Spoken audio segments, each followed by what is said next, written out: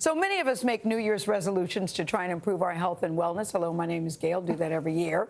But our medical contributor, that's Dr. Tara Narula, says the keys to a healthy 2020 go way beyond exercising more and eating right, which is everybody says they're going to do that. Good to see you, Dr. Tara. You too. Happy New Year. Happy New Year. We got the festive memo. I like it. That's right. So what do you think we all should do to start off a new healthy new year? Well, Jill talked about taking charge of your finances, and people need to take charge of their health in just the same way. And a really good way to do that is to schedule an appointment, an annual visit with your primary care provider. And we should all go every year, right? Well, there actually is some debate about that. Really? But definitely worth a check-in, certainly if you haven't been in a while. And this is an important time to talk about prevention, screening, lifestyle and behavioral changes, and really just develop that relationship with your primary care provider.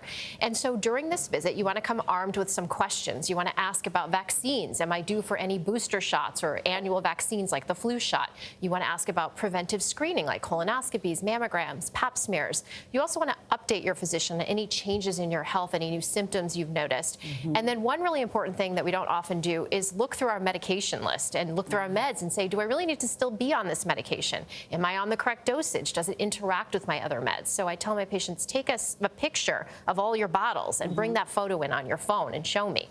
And last but not least is really being honest and not embarrassed about talking about things that you may not think are relevant. Things like what's going on in your financial life. Have you lost some income that might play into your ability to pay for your medications? In your social life, are you having some sort of difficult times with your spouse or your children that's increasing stress? So things that you really Makes might... a difference. Exactly. Because the doctor can't help you, he or she, if they don't have all the information. That's right. You also say family history is very important. Yes, we really don't emphasize this enough, but you don't just share your genes with your family. You share your behaviors, the way that you eat, whether you're more sedentary or active, and environmental exposures. And all of this can play into your future health risks. So it's important to ask your family at your next family gathering or on the phone, do we have any chronic diseases that run in our family, like diabetes or heart disease or cancer, any substance abuse issues, any mental health issues?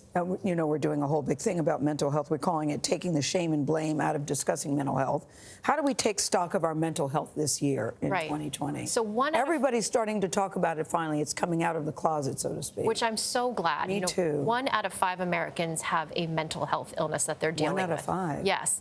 And so it's really important because it doesn't just play into our well-being, it does affect our physical health as well. So it's a good time to take stock of how you're handling stress, anger, anxiety, depression, and really talk to your doctor about that. And many times I spend much of my visit even telling my patients to schedule a visit with a psychologist or a psychiatrist, someone who can really help them even just by talking through some of their issues and giving them extra support. You recommend going even if people hadn't thought about going, huh? I do. If they're dealing with a lot, it can be so helpful.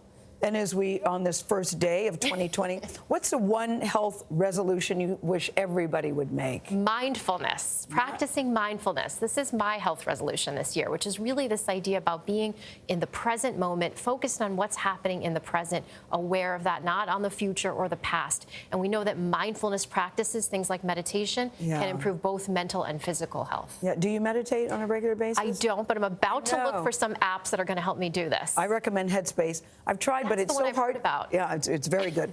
It's so hard to clear my mind, but mindfulness, I think that's a good resolution. Yes. I think I'm going to take that too from you. Thank you, Tara Narula. Happy New Year. Happy New Year.